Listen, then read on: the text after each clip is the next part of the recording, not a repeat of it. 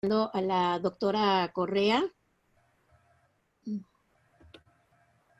Entonces, bien, pues iniciamos para tener tiempo para la discusión. Bueno, en primer lugar, es un gusto que estén todos ustedes aquí con nosotros. Este es el primer evento de la Red de Economía Fiscal, Financiera y Monetaria, REDEFIN, que agrupa a varios académicos de diferentes universidades que han analizado pues a lo largo de más de 25 años, yo diría que 30 años, desde una visión heterodoxa, los problemas del desarrollo económico, pero principalmente los ligados a la economía financiera. Los ponentes que tenemos ahorita en este momento, a reserva de que en unos minutos se agregue la doctora Eugenia Correa y el doctor Rodolfo García Zamora, están con nosotros el doctor Arturo Guillén, que trabaja en la UAM Iztapalapa, que es reconocido por todas sus obras, y también el doctor Gregorio Vidal, que también está aquí con nosotros. Un poco platicando con Rodolfo el día de ayer, él preparó, él realmente es el coordinador de esta actividad y quiso que de alguna manera se hiciera estos diálogos, más allá de un conversatorio, lo que nos interesa es dialogar tanto con los ponentes como con los asistentes sobre cuál es el contexto estructural, y esto sería la primera pregunta que preparó Rodolfo para los participantes, para los ponentes, cuál sería el contexto estructural, sobre todo antes del COVID-19. Y Rodolfo hacía mucho hincapié en que definitivamente hay que ver los antecedentes para poder entender la crisis actual y el desenvolvimiento de la pandemia. Entonces, Arturo, Gregorio, ¿quién de ustedes quisiera iniciar con esta pregunta? Lo dejo en sus manos. Pues usted diga, doctora, lo que usted proponga. Muy bien. A ver, Arturo, iniciamos contigo. Bueno, sí, vi las preguntas que nos mandó Rodolfo, y yo creo que están muy bien planteadas. Esta primera, digamos, de cuál es el contexto estructural en que se da esta nueva crisis del coronavirus, que es una, como digo, no hay que remarcarlo, es una pandemia muy poderosa, muy contagiante, que ha paralizado prácticamente la actividad en todo el mundo y que a partir de ahí se disparó una crisis económica, ¿no? No insisto más en este punto, pero creo que es importante que hay una especie yo diría de una especie de ideología en el sentido de que la crisis económica actual es simplemente el efecto o el resultado inmediato de la pandemia y que todo iba bien en el capitalismo y que todo va a ir después también bien una vez que la pandemia se controle. Y me parece un punto de vista equivocado. Yo creo que habría que situar efectivamente esta nueva crisis en el contexto estructural del desarrollo capitalista, sobre todo de muchas décadas, pero para no hacer largo el cuento, habría que situarlo por lo menos en el periodo que va de la crisis del 2007-2008, la crisis global que estuvo ligada al problema de las hipotecas y de todo el desplome del sistema financiero en el mundo, ¿no? Y que llevó a una recesión que hasta ese entonces era la más importante desde la depresión de los años 30. Entonces, supuestamente la crisis se resolvió. Mi punto de vista inicial es que esa crisis se resolvió de manera muy insuficiente o se resolvió más bien a favor de los intereses de quienes dominan el funcionamiento del capital global, de algunas grandes firmas, de los grandes bancos, las instituciones financieras, pero no se resolvió para el conjunto del sistema. Y sobre todo, de ninguna manera pudiéramos pensar que el capitalismo funcionó automáticamente, ni siquiera no automáticamente, funcionó bien en todo este periodo posterior a la crisis 2007-2008.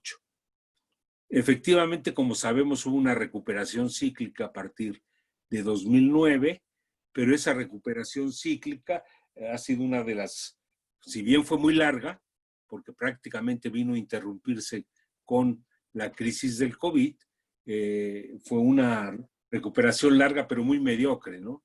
En donde la economía norteamericana, por ejemplo, no llegó a superar nunca un crecimiento promedio del 2%, ¿no? Y los países de la Unión Europea, Japón, los países desarrollados en general, estuvieron también con tasas todavía más bajas, ¿no?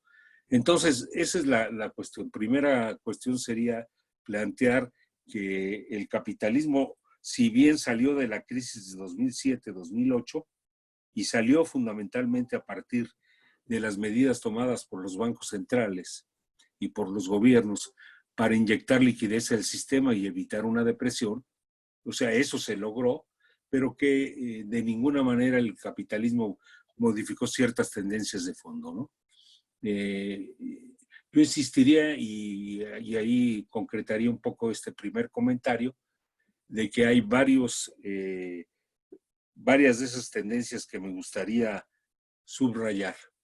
La primera es la declinación hegemónica de los Estados Unidos, el ascenso de China como uno de los líderes de la economía mundial, si no es ya como el centro productivo y comercial del mundo, y una declinación de los Estados Unidos, una creciente rivalidad entre esas dos potencias que obviamente se complementaron y tenían intereses comunes, pero al mismo tiempo pues hay una rivalidad en función de su papel en la economía mundial, ¿no?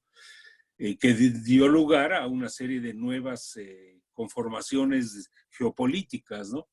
La formación de alianzas entre China, Rusia, Irán, Turquía, incluso Turquía, un país que tradicionalmente o históricamente se ha movido en la esfera norteamericana, empezó gradualmente a tener decisiones mucho más independientes y a establecer ciertas relaciones de alianza con estos países, ¿no? Entonces, primer punto, yo diría que sella o le da un carácter a este periodo que va de 2007-2008 a la actualidad, es la declinación de la hegemónica de Estados Unidos y la creciente rivalidad con China, que estamos viendo que en lugar de disiparse, se agudiza. Podríamos, incluso yo me atrevería a decir que el centro de la campaña electoral en Estados Unidos, por parte sobre todo de Trump, es la política hacia China. Hay una política anti-China claramente señalada por Trump, no solo porque dice que el virus es chino, cuando obviamente ninguna pandemia tiene nacionalidad, sino es un problema de salud que en todo caso obedece a muchos otros factores y no se le puede atribuir a China, donde además no nació, porque ya se demostró que el virus comenzó en Europa. Digo, conocemos lo de Wuhan, pero no nació ahí el virus. Entonces, esa es la primera tendencia que me gustaría remarcar. La segunda es esta tendencia al estancamiento económico, que es un fenómeno que viene desde los años 80. Si uno revisa los datos del PIB de las principales potencias capitalistas de 1980 a la fecha, pues vamos a encontrar que las tasas son decrecientes y que en realidad se ha estado manifestando lo que algunos autores en su momento llamaron un estancamiento secular, en particular el economista Alvin Hansen en los años 30 y posteriormente en la modernidad por parte del pensamiento no keynesiano, Lawrence Summers volvió a sacar esta teorización digamos, del olvido en que se le tenía. Es decir, la teoría del estancamiento secular, yo diría, lógicamente nació en la depresión de los años 30, se olvidó en la posguerra y se retomó a partir de la crisis de 2007-2008. Pero esa tendencia al estancamiento es muy clara en la mayoría de los países, ¿no? Es decir, la recuperación fue una recuperación que básicamente benefició al 1% de la población, sobre todo aquellos sectores del capital que se mueven como se mueven los principales sectores del capital en los mercados financieros y que realizan una buena parte de sus ganancias precisamente en el sector financiero de la economía. Vinculado a esto y a este proceso de estancamiento y al endeudamiento, podríamos decir que la otra tendencia es la tendencia a la deflación. Un endeudamiento creciente que en los años, digamos, del 2007-2008 andaba alrededor la deuda mundial del 200 y tantos % del PIB y que en la actualidad representa el 330% del PIB. Y por tanto, la crisis de 2007-2008 aceleró esas tendencias deflacionarias que no desaparecieron a pesar de la enorme inyección de liquidez que lanzaron los gobiernos y los bancos centrales para resolver la crisis. Es decir, se benefició al capital financiero, fundamentalmente un capital que está financiarizado en el sentido de que sus ganancias dependen mucho del funcionamiento de los mercados financieros, lo cual estimula la especulación, la formación de burbujas, etc. Cuarta tendencia ligada a estos fenómenos es la tendencia a la desglobalización. Hay un proceso de desglobalización comercial, que lo podemos ver muy claramente en cómo el grado de apertura de las economías que durante la etapa globalizadora se había disparado rápidamente, a partir de la crisis 2007-2008, empieza a descender y tenemos todo este fenómeno de cerrar las economías hacia el espacio nacional, lo cual no quiere decir que se termina la globalización, creo yo, pero sí que hay una tendencia a la cerrazón de las economías y por tanto un proteccionismo creciente que lo vemos claramente, sobre todo en Estados Unidos, a partir del gobierno de Trump. Y por último, y quizás lo más importante desde mi punto de vista, es que ese régimen de acumulación dominado por las finanzas, que ha estado presente en el capitalismo por lo menos desde los años 80-90, no ha sido modificado en lo fundamental. Hubo intentos de regular de mejor manera los mercados financieros después de la crisis 2007-2008, pero fueron, digamos, esfuerzos light, como la ley Dodd-Frank, que incluso en la práctica ha tenido muchos problemas para adelante. Entonces, seguimos funcionando con un régimen de acumulación dominado por las finanzas. Entonces, yo ahí lo resumiría en esos elementos, ¿no?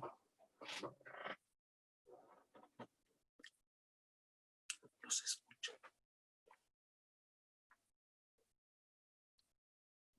Arturo, yo creo que has dicho algo muy importante, sobre todo el concepto de Larry Summers, pero también recordar cuando habla sobre acumulación financiera, la hipótesis de François Chesney.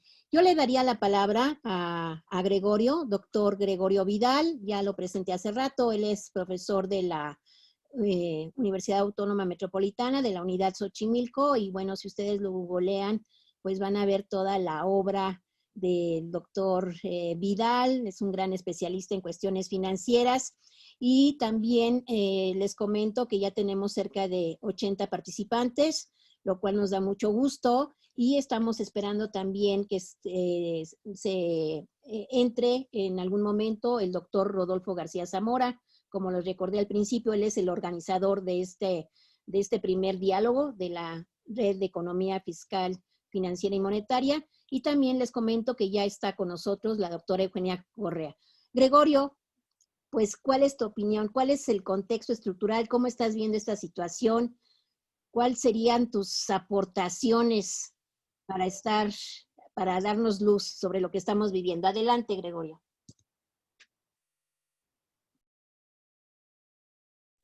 Creo que el micrófono, Gregorio.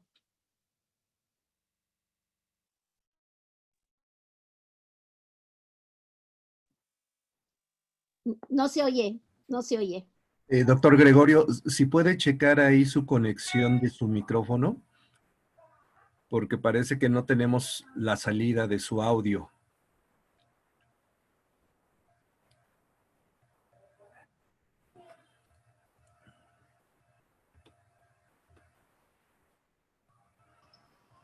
Usted sí nos está escuchando. Sí. Si puede checar ahí que esté habilitado su salida de su micrófono.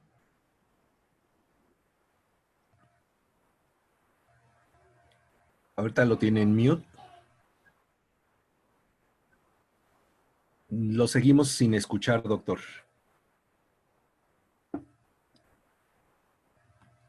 Tal vez sean sus audífonos inalámbricos los que por ahí están interfiriendo con su salida de su micro.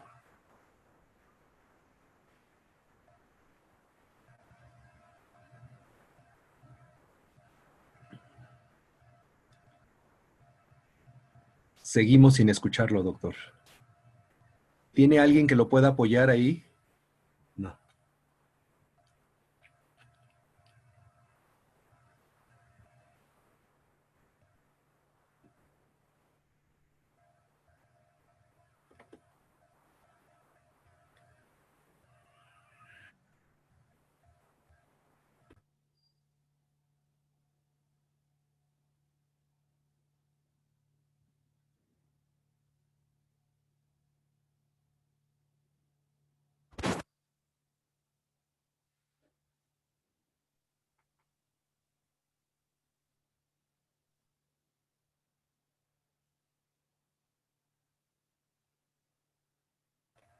A ver si nos habla, a ver si ya lo podemos escuchar. A ver, Gregorio, ahí está, ya no tienes o sea, ya está el micrófono y la cámara. A ver. No. ¿Quiere que le demos paso a otro ponente, doctora, mientras yo apoyo al doctor Gregorio vía chat? Sí, ya está aquí la doctora Eugenia Correa, aunque no la veo, no sé si quisiera poner su cámara y su micrófono.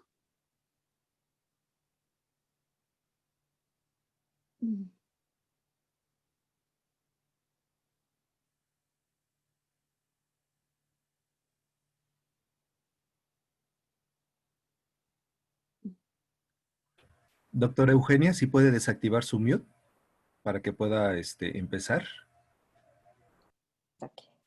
Ahora sí, ¿ya me escuchas? Perfecto. Muy bien. El micrófono se desactiva en la parte izquierda abajo. En la pantalla del Zoom, en la parte izquierda abajo. ¿Sí? Bueno, entonces, ¿quieres que avance? ¿Alicia? Por favor. Sí. Bueno, pero Bueno. déjame presentarte. Bueno, sí. Más bien. Bueno, la doctora Eugenia Correa no necesita presentación, todos la conocen. Tenemos ya casi 90 participantes y bueno, desde hace más de 30 años ha trabajado también las cuestiones, no solamente de desarrollo económico, desde un punto de vista de la economía heterodoxa, las cuestiones de economía financiera.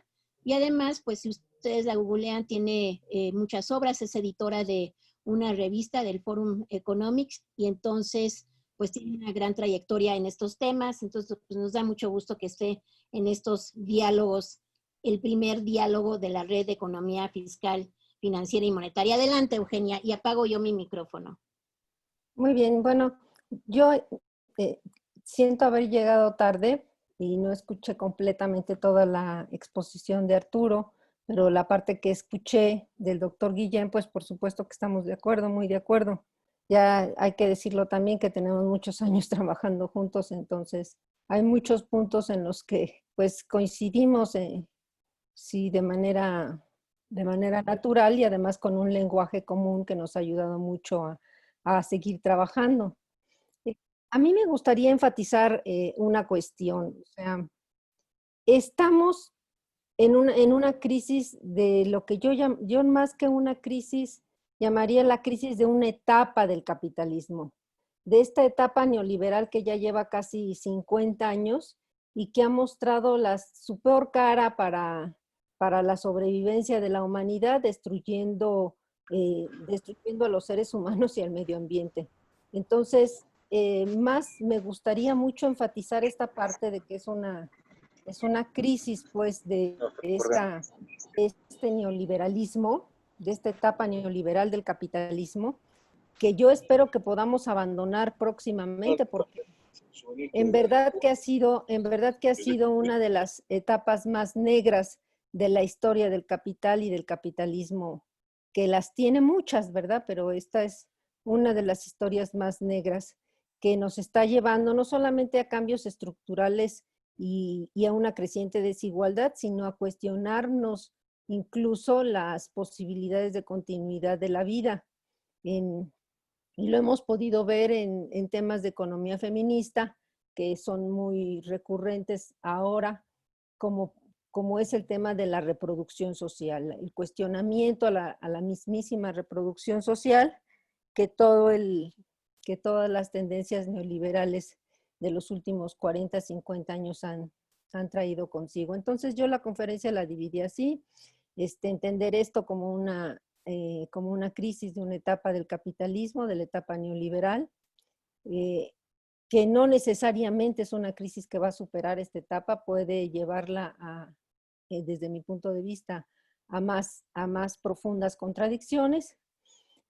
Una segunda parte donde yo trato de ver, bueno, dónde podría acabar todo este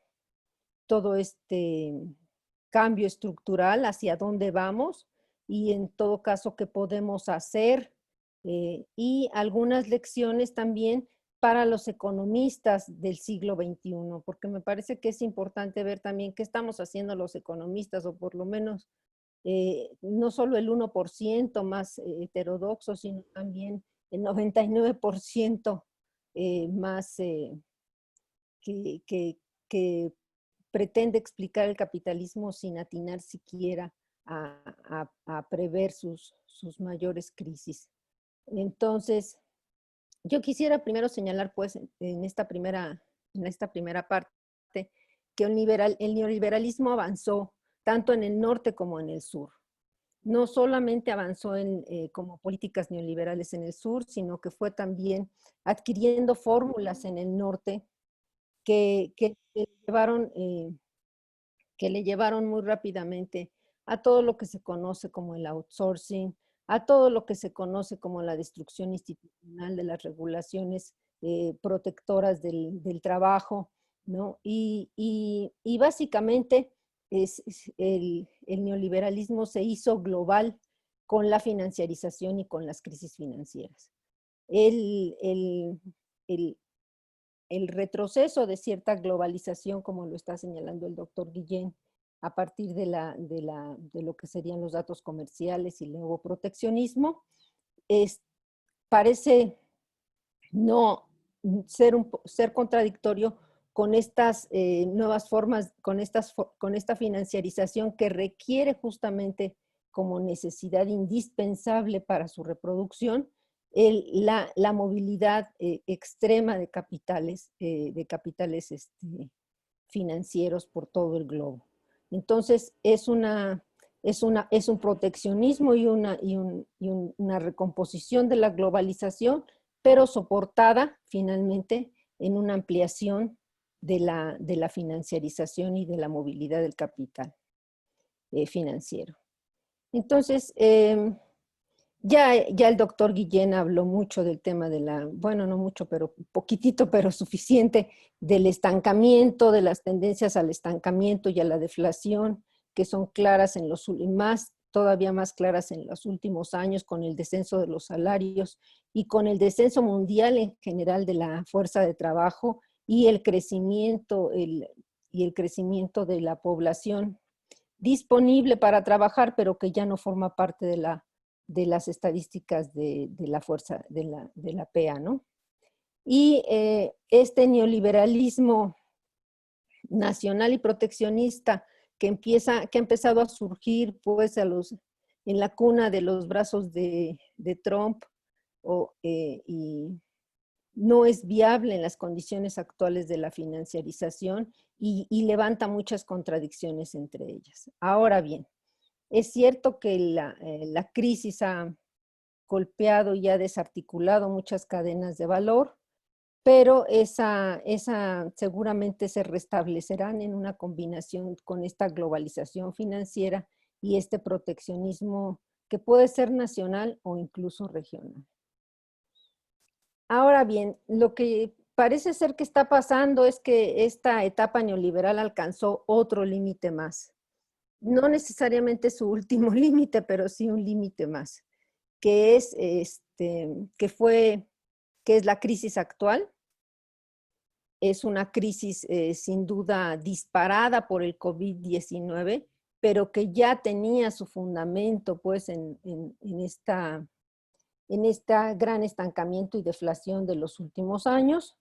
Y es muy claro, pues hay muchos síntomas en el 2019, no solamente para el caso de México. Vean ustedes, por ejemplo, la Reserva Federal inicia una política de descenso acelerado de las tasas de interés desde el año pasado, desde septiembre del año pasado, lo cual ya nos está haciendo un indicativo del alto nivel de sobreendeudamiento que tienen las empresas.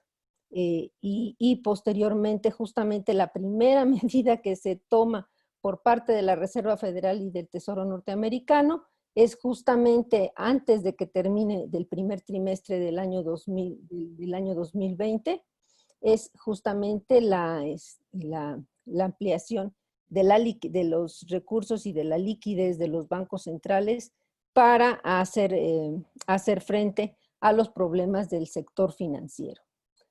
Sin duda hoy, pues podemos ver a junio, al segundo trimestre, pues ya unos bancos que parecen sanos, lo cual parece completamente, pues un poquito hasta desquiciado, diría yo, porque una economía cayendo al 5, al 8%, ¿verdad? Y con unos bancos sanos que alcanzan rentabilidad, pues seguramente es porque está basado sus ganancias y su rentabilidad ya en otras formas muy diferentes de operar y que tienen que ver con el mercado de los grandes inversionistas institucionales, soportado por los grandes inversionistas institucionales.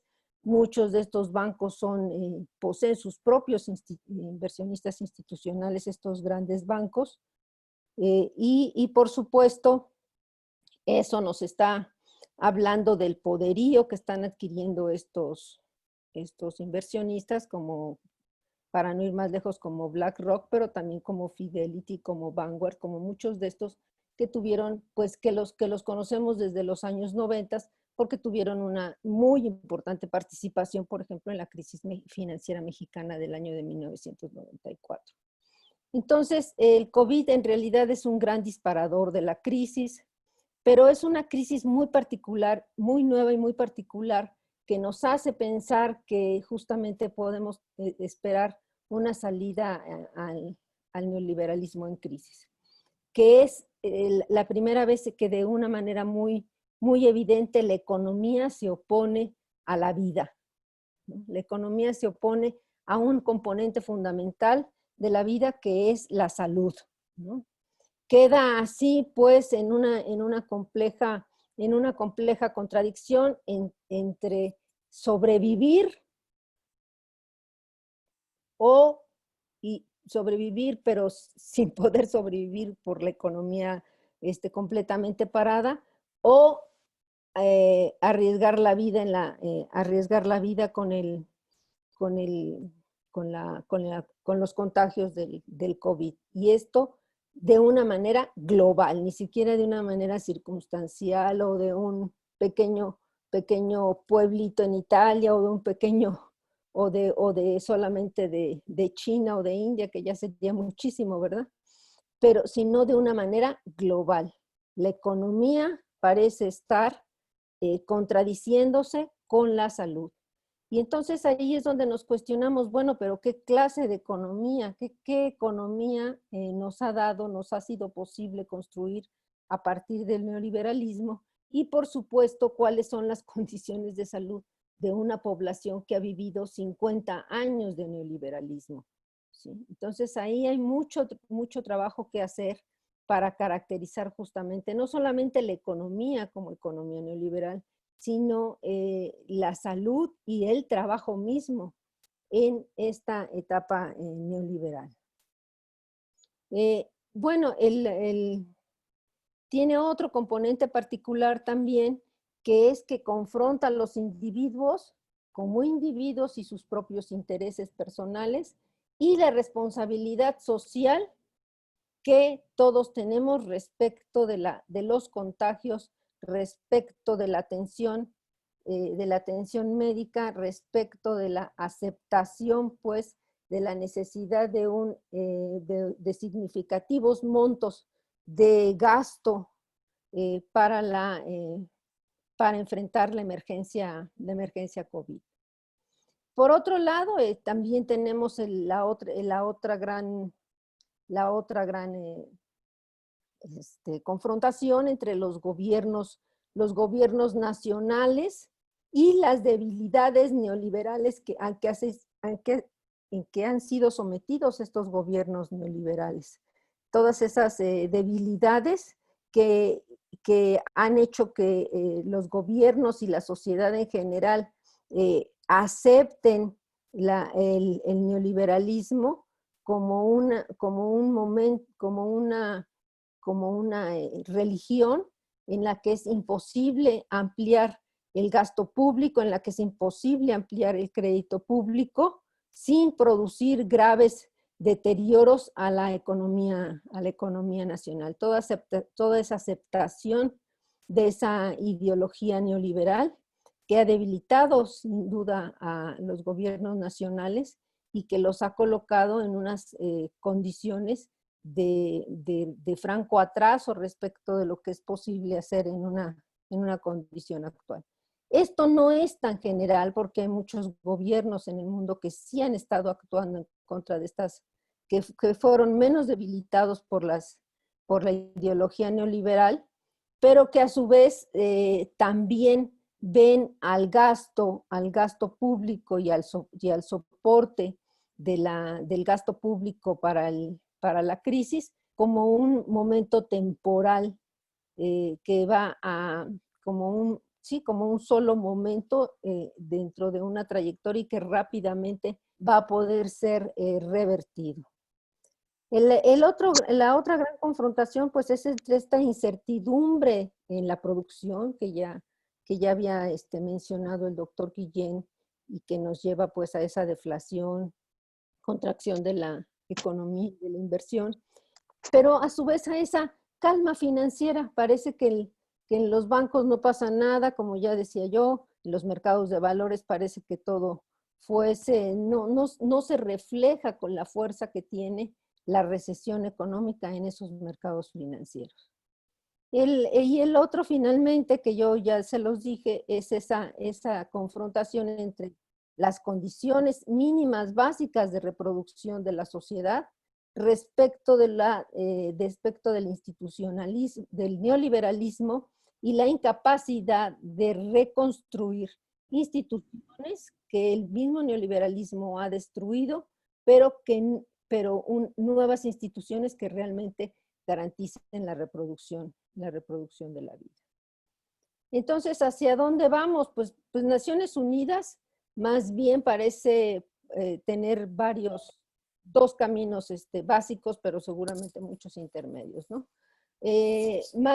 Proponer más neoliberalismo y reforzar más los llamados objetivos del milenio, que están soportados finalmente por esa ideología y esa actuación neoliberal.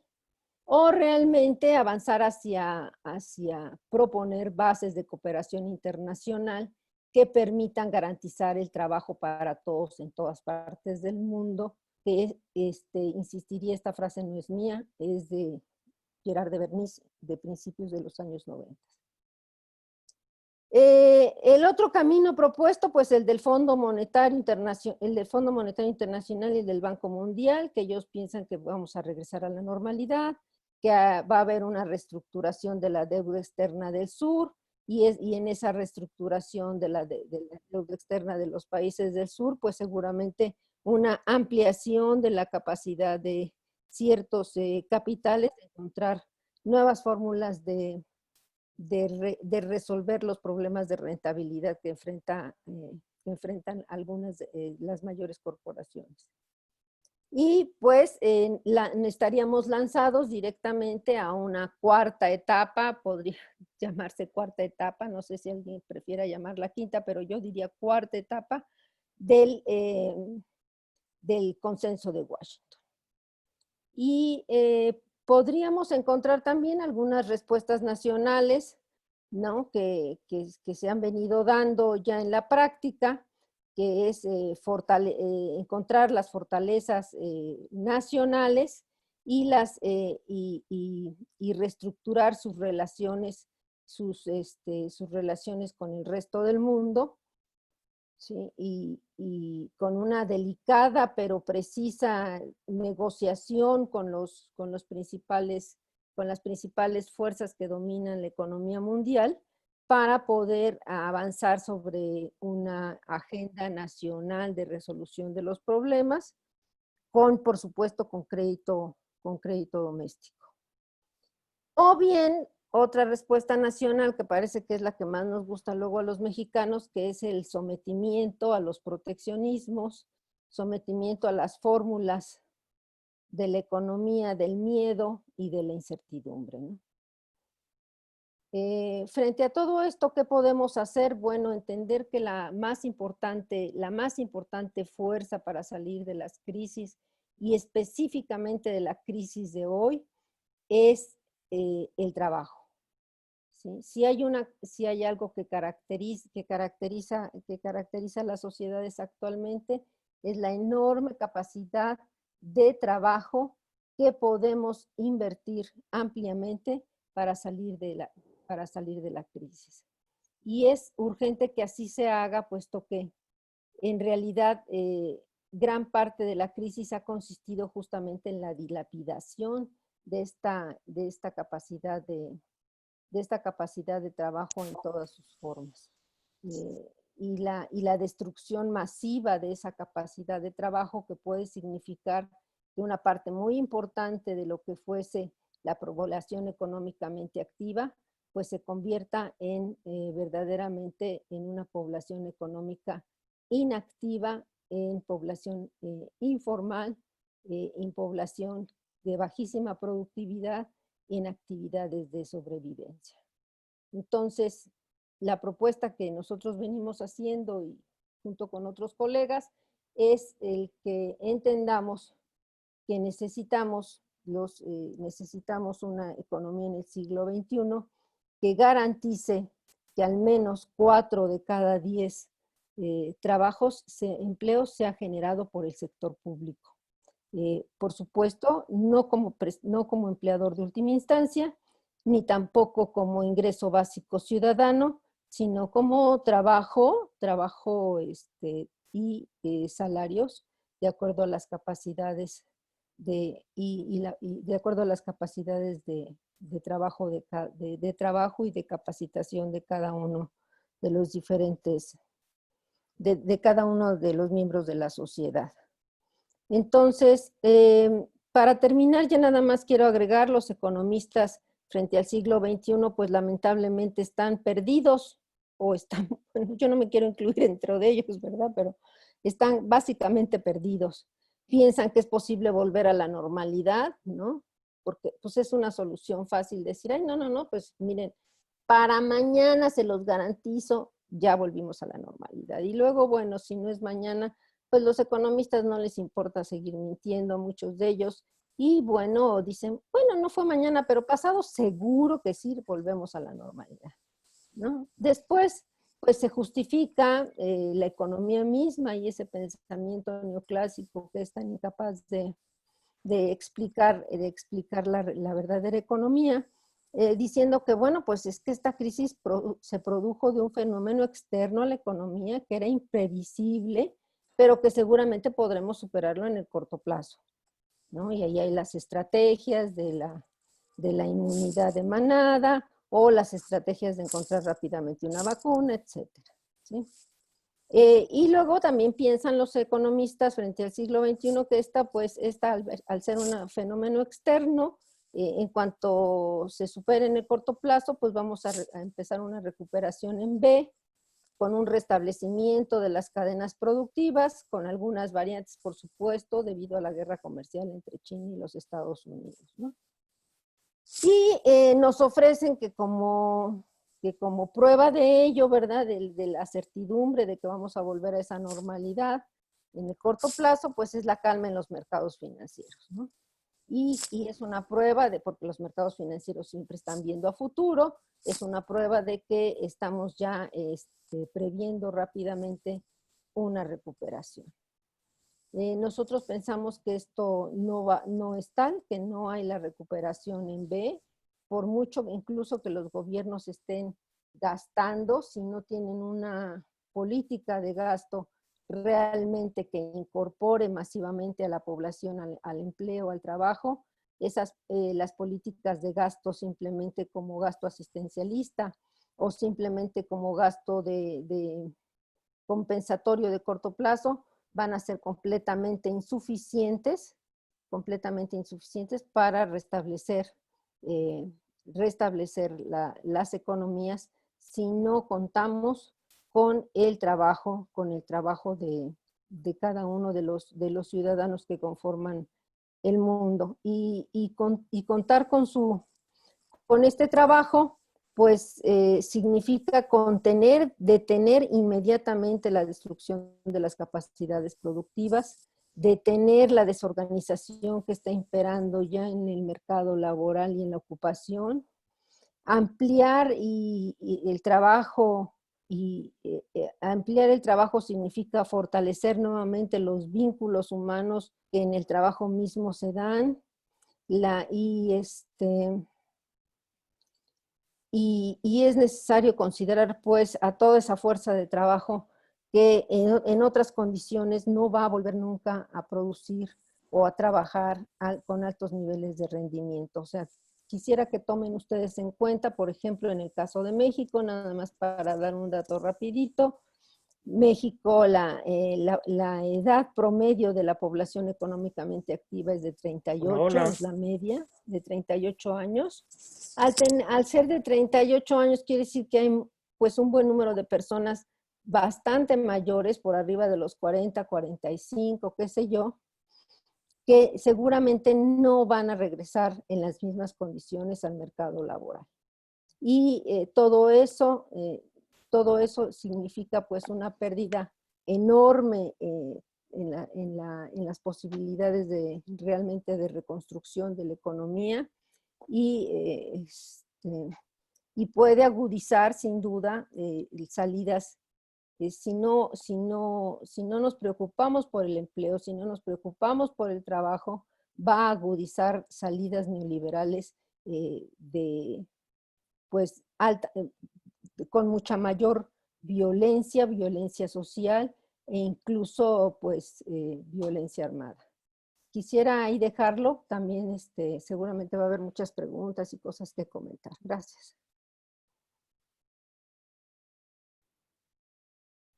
Gracias, Eugenia. Y sí, antes de darle la palabra al doctor Vidal, sí me gustaría comentar que algo que me parece que es muy importante es el concepto de la economía de la vida. Yo creo que es un concepto que los economistas, desde una visión heterodoxa, la tenemos que profundizar mucho más, porque no solamente incluye el empleo, no solamente incluye el cambio estructural hacia una economía digital, sino también toda esta confrontación que se está haciendo en las sociedades entre los que tienen acceso a un iPad, a un teléfono, a una computadora, acceso al agua, y los que definitivamente no lo tienen, y que incluso un ejemplo de ellos es que en vez de aprovechar o invertir más, o incluso otorgar las facilidades para tener una forma nueva de comunicarse, e incluso para hacer transferencias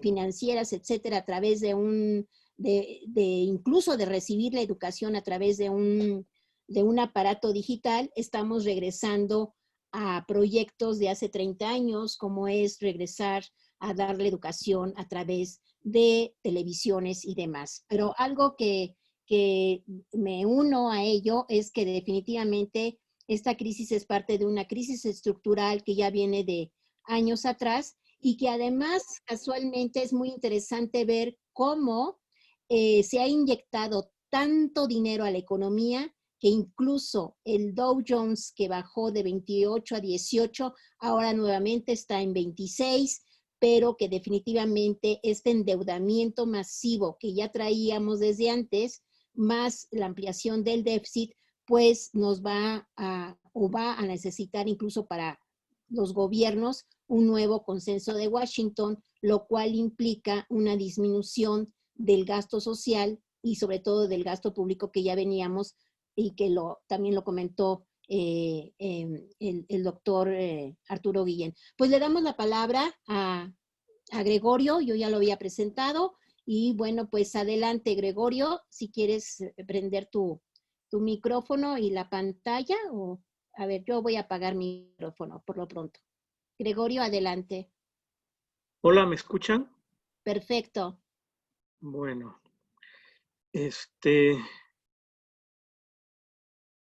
yo no me veo mucho, pero bueno,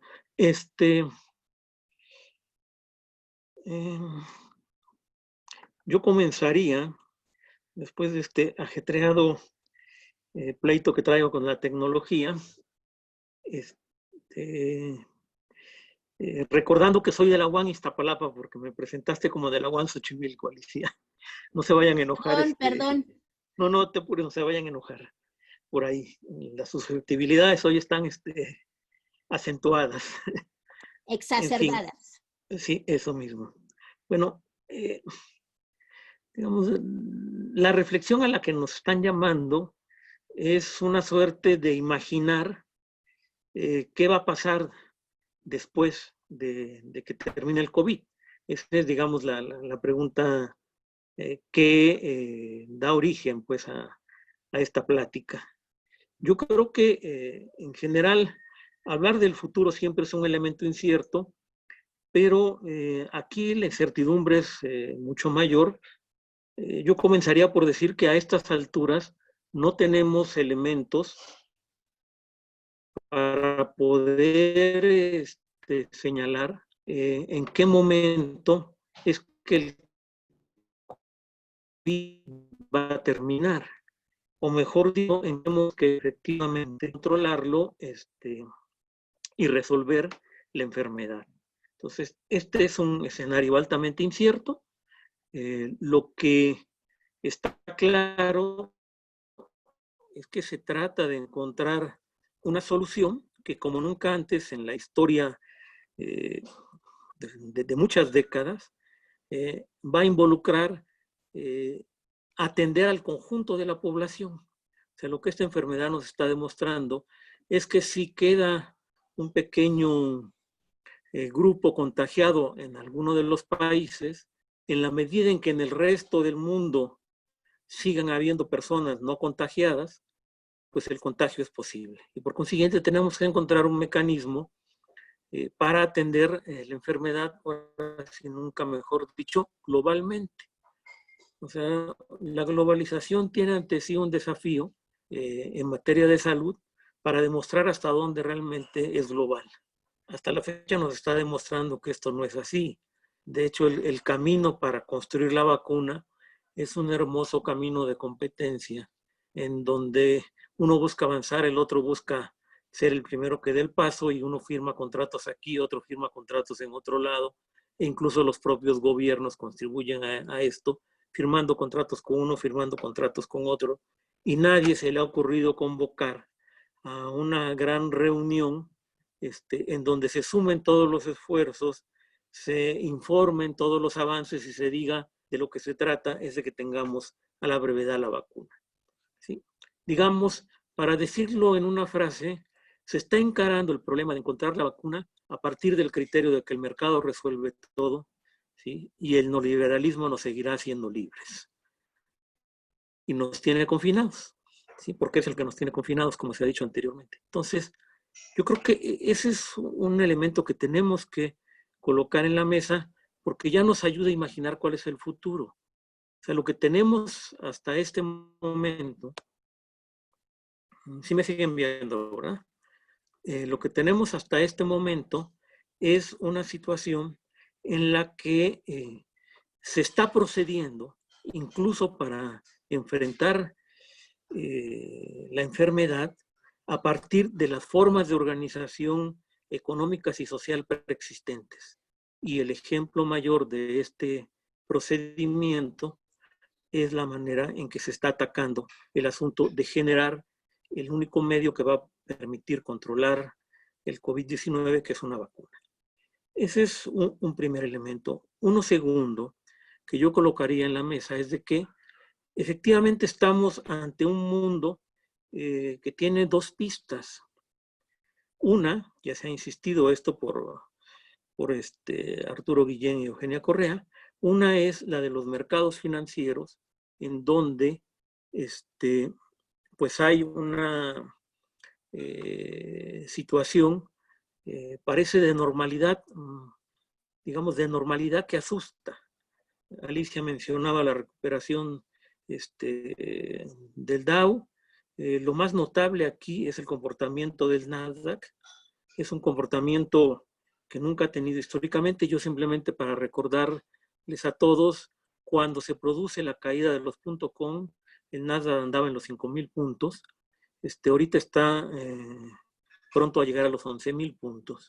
Incluso la relación entre Nasdaq y Standard & Poor's es la más alta que ha habido en la historia. Y no se soporta en el propio comportamiento que han tenido las acciones tecnológicas, que son, digamos, el espacio de empresas que ha alcanzado uno de los mayores beneficios, ¿sí? A diferencia de otras empresas que tienen dificultades, como podrían ser las aerolíneas, ¿no? que se están declarando en quiebra aquí y allá. No es el caso de las tecnológicas o de un grupo de las tecnológicas, aquellas que incluso están vinculadas a comercio en línea, en fin, que son de las que han estado creciendo más. Pero la manera en que se ha separado, o sea, el mundo financiero de lo que está pasando en el resto de las economías es muy notable, ¿sí? El propio Fondo Monetario Internacional lo reconoce a su manera, porque festeja el que se ha recuperado el apetito del riesgo, y eso lo ve positivo. Y señala de que efectivamente, en congruencia con el mejor monetarismo, que el camino que hay que tener para evitar lo que pasó en los años 30 es esta inyección de recursos por parte de los bancos centrales a los bancos, que había que aclarar qué significa inyección de recursos, porque realmente es compra de bonos de los gobiernos, es compra de bonos de las empresas, es, en fin, otros títulos de deuda que están en garantía. En el caso de Estados Unidos, se está comprando deuda municipal por parte de la FED, se está comprando deuda hipotecaria, o por lo menos documentos que tienen esta garantía. Claro, se lo están comprando siempre a los intermediarios, a los supuestamente llamados intermediarios bancarios, ¿sí? Y por esta vía se está logrando de que todo el espacio financiero encuentre nuevamente formas de beneficios, y qué es lo que han estado teniendo en los últimos años, ¿no? Beneficios que se extienden al conjunto de las bolsas y que no guardan relación, que no guardan ningún soporte en el propio comportamiento de las empresas. Entonces, ese es un mundo, y el otro lado es lo que pasa en las economías, ¿sí? En donde las rupturas de cadenas de producción, en donde la afectación es algo que no conocemos, que no sabemos, y para lo que no existe ninguna propuesta de ningún gobierno, porque el problema no se va a resolver con dar subsidios, el problema no se va a resolver con dar apoyos, el problema no se va a resolver mucho menos con recurrir al seguro de desempleo en aquellos países en que el seguro existe, ¿sí? O a programas asistenciales en otros países, ¿no? El problema, para que se resuelva, implica un relanzamiento de la actividad productiva, implica un programa, un proyecto de gran escala en donde la producción aparezca como centro y en donde se reconozcan que hay una multitud muy diversa de actividades económicas que tienen que multiplicarse, que tienen que desarrollarse, y que son espacios en donde se van a crear nuevos empleos que van a ser aquellos empleos que capturan a los que han sido desplazados por todo el avance tecnológico, que es uno de los problemas mayúsculos que ha tenido esa transformación del capitalismo en los últimos años. Galbraith el Viejo nos señala que en el caso de los Estados Unidos, lo último que se recuperó después de la recesión fue el sistema financiero. Que realmente alcanzó las condiciones de funcionamiento previos a la crisis del 29 hasta después de la Segunda Guerra Mundial.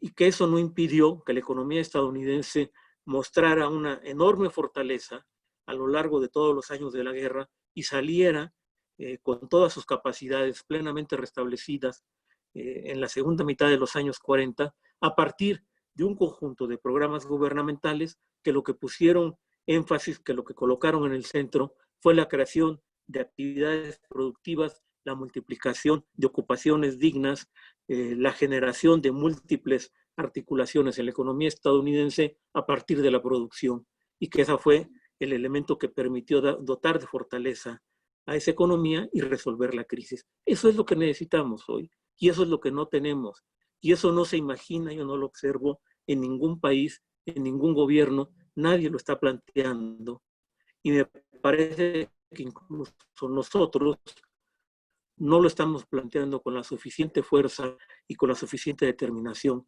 Otros caminos no son posibles, otros caminos solo implican, y con esta idea termino, solo implican el fortalecimiento de lo que unos llaman neoliberalismo, de lo que otros dicen que es este consenso de Washington. Yo me refiero que es el fortalecimiento de este mundo efectivamente dominados por las finanzas, de este mundo en donde ello que significa que el 1% sigue siendo quien controla los beneficios de la sociedad, quien se apropia incluso de los avances tecnológicos por la vía de enormes rentas que capturan de muy diversos espacios de las actividades y que la capturan de formas que incluso implican despojo de patrimonios, destrucción de recursos productivos, que es la forma en que ellos están acumulando. ¿Sí? Eso es el neoliberalismo, si lo queremos llamar. Y eso es lo que vamos a tener si las cosas no cambian radicalmente en el sentido de cómo lo estoy planteando, ¿no? En fin, espero que contribuya un poquito a la discusión. Gracias. Ay, nos da mucho gusto que estoy viendo en la pantalla a Rodolfo García Zamora. Le doy la palabra. Voy a comentar algo que Gregorio ha planteado aquí en la mesa virtual, que me parece que es sumamente importante. Esta disfunción, no sé si la palabra sea la correcta, en que por un lado el mercado financiero crecen los indicadores, pero por el otro lado estamos viendo que las cadenas productivas se están desboronando y no hay una relación. Incluso esto de que los gobiernos, y hablo de gobiernos democráticos, no saben cómo activar esa economía, pero por el otro lado, con una falta de soporte a lo que es la salud y la vida. Me parece que esto que has dicho, Gregorio, me parece fundamental. Cómo ver que ya se venía planteando desde que la crisis de 2008-2009, cómo el mundo financiero ha ido avanzando, cómo el empleo se ha reducido a nivel internacional, a pesar de que algunos países han roto las tasas de desempleo, como es el caso de Estados Unidos previo a la pandemia, cómo mejoró la tasa de empleo, pero esto me parece fundamental y después cómo este mercado, esta lucha por sacar una vacuna para que posteriormente se pueda vender. Y bueno, esto incluye tanto las medidas que están tomando las universidades a nivel mundial, que el retorno presencial va a tardar. Y bueno, pues hay muchos comentarios. Le doy la palabra a Rodolfo. Rodolfo, muchísimas gracias que estés aquí con nosotros.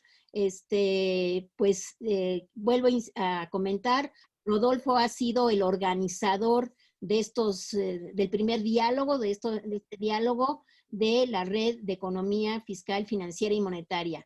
Les comento también que tenemos más de 100 participantes aquí en el Zoom y también les comento que se está pasando en vivo por YouTube. Rodolfo, te doy la palabra y apago mi micrófono.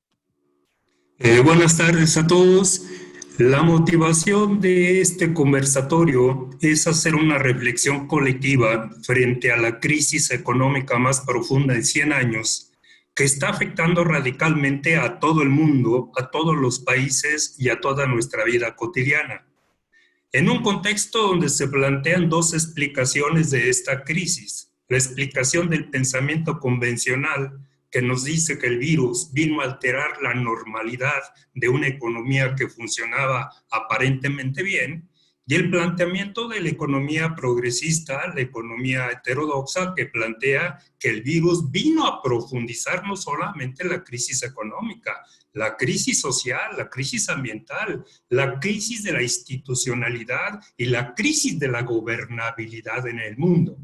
Y creo, bajo esta segunda vertiente, es que se ha generado en 5 meses un debate mundial de si esta profunda crisis va a generar transformaciones radicales, a diferencia de lo que pasó en crisis previas.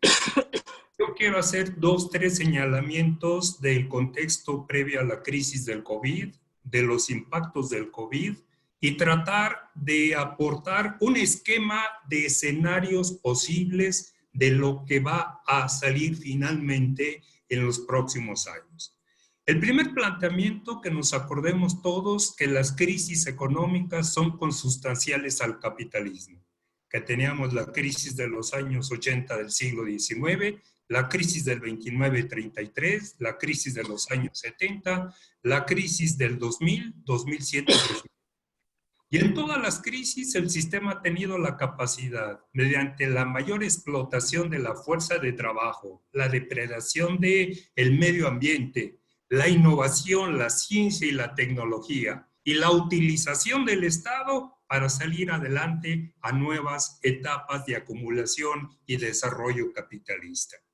Lo peculiar de esta crisis del 2020 es que se da la sincronía de una crisis capitalista estructural, cuando el mundo no ha salido de los impactos económicos de la gran recesión, aparece la pandemia que viene a profundizar todos los problemas de bajo crecimiento, de desempleo, de endeudamiento, de crisis fiscal, pero al mismo tiempo da a conocer el desmantelamiento de las políticas sociales, de las políticas sanitarias, y evidencia los graves problemas ambientales, energéticos que existen en el planeta. Esta sincronía entre la crisis estructural del capitalismo y la pandemia, yo le llamo la pandemia del capitalismo global.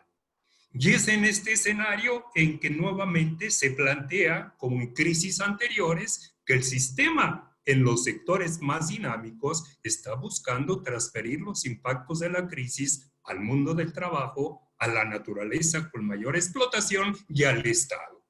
Y vemos cómo de manera sincrónica el Fondo Monetario, el Banco Mundial, la OCDE, todos plantean que el Estado entre al rescate de las corporaciones, de las empresas y de las ganancias, y que simultáneamente trate de enfrentar la pandemia.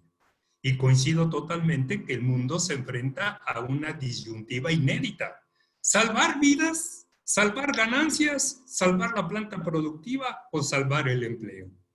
En el primer mes y medio el gran debate era cómo controlar la curva de crecimiento de la pandemia. Después de un mes y medio el debate mundial es cómo definir la reapertura, cómo superar el confinamiento, cómo recuperar el Y entonces lo que vemos que se plantea es de qué manera los estados en todo el mundo están rescatando, seguirán rescatando, y qué transformaciones van a seguir haciendo para darle viabilidad al sistema capitalista en su conjunto.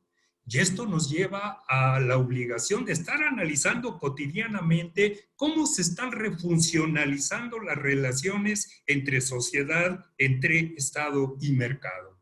Y de repente aparecen planteamientos en la historia económica inéditos, el tema de economía de guerra. aquella propuesta de Provacheski en situaciones inéditas de la Rusia, donde el Estado tiene que asumir un liderazgo único para sacar adelante la economía. El tema de la planificación económica. ¿Planificación económica para la coyuntura o planificación ecosocial para salvar al planeta? ¿Regulación estatal de emergencia o regulación estatal permanente? Y me voy a la parte donde yo intento compartirle con toda la prudencia que ha manifestado el compañero Gregorio Vidal lo difícil de hacer pronósticos con esta enorme incertidumbre. En general, en el debate que se ha dado desde el pensamiento económico progresista, se plantean tres posibles salidas. El regreso a la normalidad neoliberal, suponiendo que la vacuna se obtenga a principios de siglo. El segundo escenario sería una opción post-keynesiana socialdemócrata con una regulación estatal convenida con las grandes corporaciones de la high-tech, de la bolsa y del mundo financiero, y donde podría generarse una nueva regulación estatal con un acuerdo interclasista a favor de mayor inversión pública, mayor crédito, un nuevo tipo de políticas sociales que atenúen las contradicciones, la institucionalización de las propuestas de renta básica, una reforma fiscal que no atente contra la ganancia de las grandes corporaciones, pero este segundo escenario sería una regulación estatal que en el neoliberalismo puro se planteaba que había quedado descartada y que no era necesaria. Un tercer escenario sería la transición a una sociedad postcapitalista. Y aquí es muy importante tener en cuenta que no basta que crezcan las contradicciones del sistema para que el sistema cambie. Es fundamental que existan las organizaciones sociales con la capacidad política suficiente en todos los países para que se dé una transformación de la sociedad, una transformación del Estado y una transformación en la economía. Me gustó mucho un trabajo que recientemente nos compartió un colega desde Irlanda, Ronaldo Monk, y él plantea 4 escenarios hipotéticos. El escenario de un capitalismo tardía, que sería el escenario 1 que yo planteaba, se descubre la vacuna, se difunde la vacuna, suponiendo que la vacuna sea de libre acceso, y sería la etapa ideal que están planteando de la nueva normalidad. Una segunda etapa, según Ronaldo Monk, sería un neocapitalismo de Estado. El capital global reconoce que el Estado tiene que seguir regulando, pero de acuerdo a los intereses del gran capital y con concesiones al mundo del trabajo. Un tercer escenario sería un escenario postcapitalista en transición.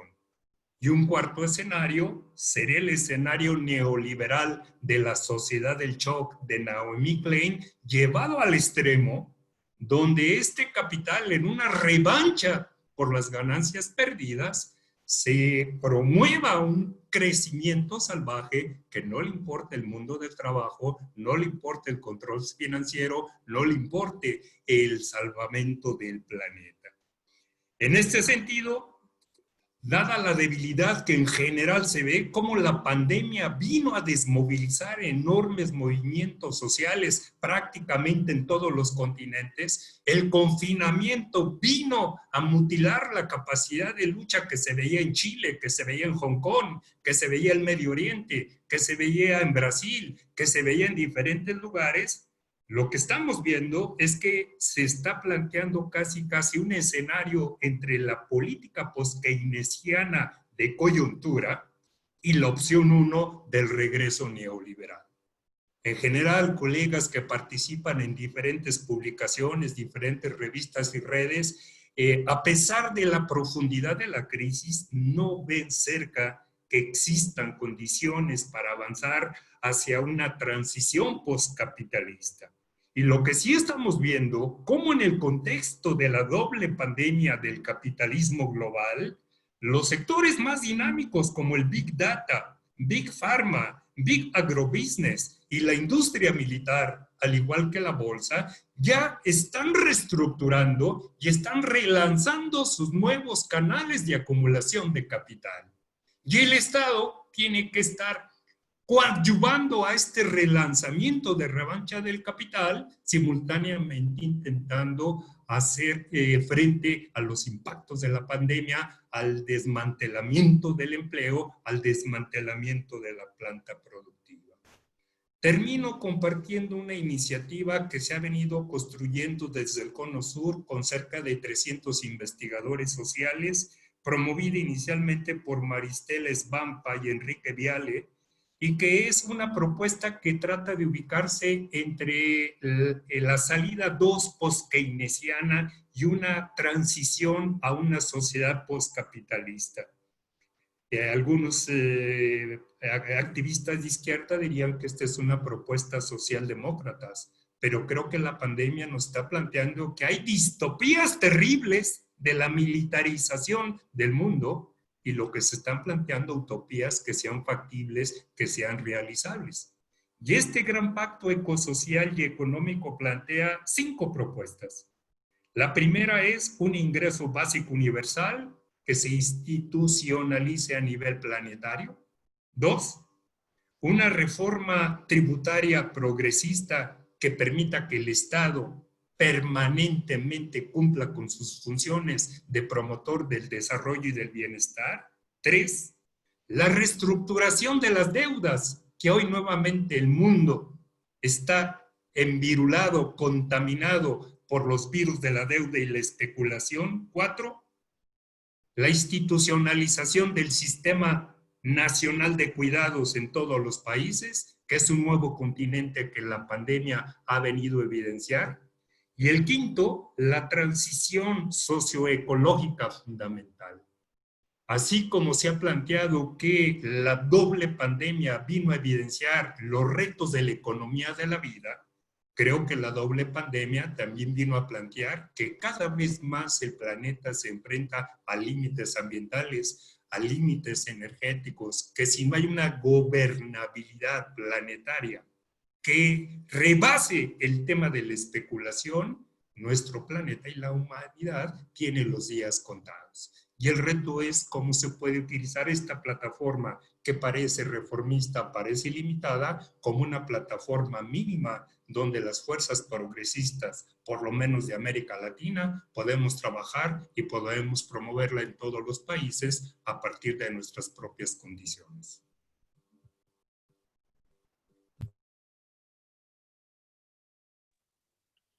Muy bien, Rodolfo. Pues has dicho algo muy interesante y me parece que has tocado la palabra economía de guerra. Y esto, efectivamente, la desestructuración a nivel mundial, o sea, todo el planeta está cayendo en índices de pobreza, en índices de confrontación, como lo dijo la doctora Correa, entre los propios países, entre las propias sociedades, entre los propios, incluso en la propia unidad familiar.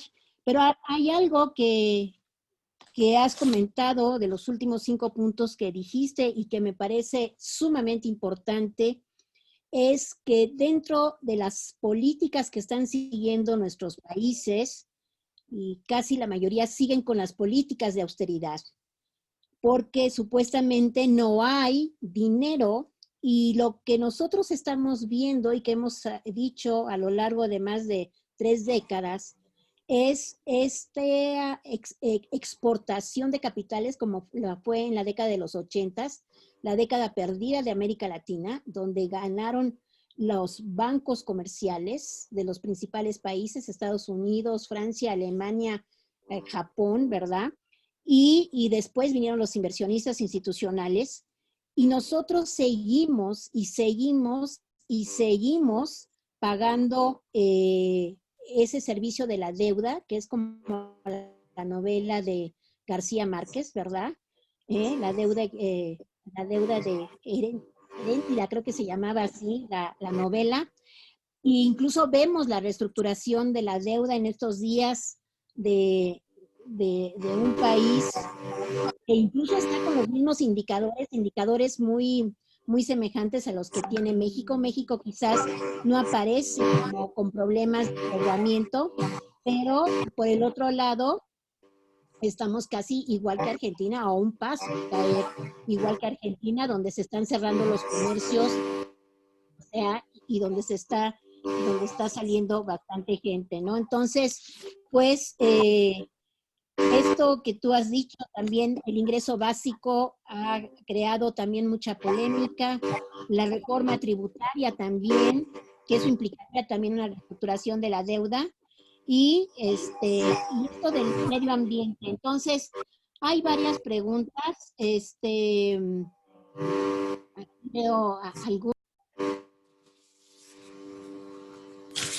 aquí veo algunas preguntas, y una de ellas es, en cuanto a y bueno, estos van para todos ustedes, para los ponentes. Yo oigo un ruido, no sé, José Carlos, no sé si detectas de dónde viene el ruido. Se estaba viciando un ruido ahí con el doctor Rodolfo. Le puse el mute ahorita en cuanto él quiera participar para que ya lo desactive. Ok, perfecto. Listo. Gracias. Entonces hay varias preguntas y una de esas, aquí están, voy a leerlas, dice: en México, desde la Revolución de 1910, 1921, que quedó establecido, pero no la completó. La Constitución, la Rectoría del Estado sobre la economía en los artículos 27 y 28, pero bajo este modelo de economía mixta, ¿sería posible al mismo tiempo una política fiscal favorable para los emprendedores y las MIPYMES? Después, una pregunta muy pertinente de Patricia Rodríguez: ¿impondrán políticas keynesianas avaladas por los grandes capitales? No tienen muchas opciones, dado el tiempo que durará la pandemia. Otra que plantea Derac: ¿qué tipo de empleo se necesita para el futuro próximo? La precarización laboral pareciera la norma con el teletrabajo. ¿Sigue prevaleciendo? ¿Se ha acentuado esa precarización? ¿No es suficiente tener ingresos? El empleo debe garantizar un equilibrio entre el acto. Y después vienen más. Yo creo que con estas quizás, a ver, bueno, voy a leer dos más. En cuanto a la política social y la actual reforma al sistema de pensiones, se debe dirigir o estar orientada hacia la protección social universal del modelo británico o orientado al modelo alemán de protección solo a los trabajadores. ¿Es posible confiar en la publicación de datos sobre pobreza, empleo, desempleo que publican los estados y organismos internacionales? Bien, todas estas preguntas vienen como casi como para hacer el plan de desarrollo, ¿verdad? Pues de México y de los países de América Latina. Yo daría la palabra conforme fueron exponiendo, no sé, Arturo, si tú quisieras agregar, y después vamos siguiendo el orden. Arturo.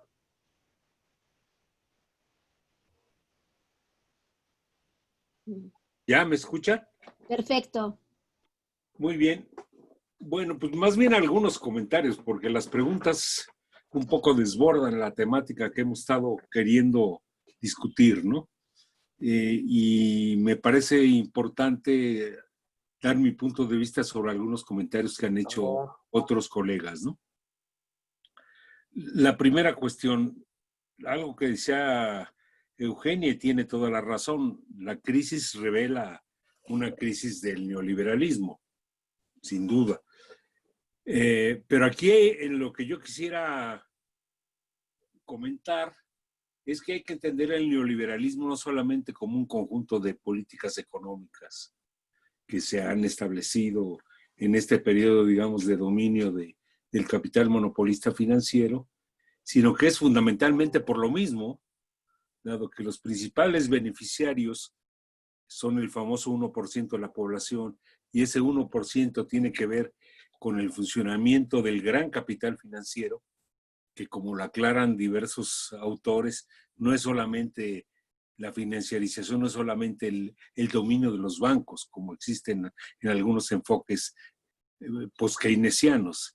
Es decir, se trata de un fenómeno transversal que incluye incluso las transnacionales que podríamos llamar industriales o las transnacionales que operan en el sector productivo.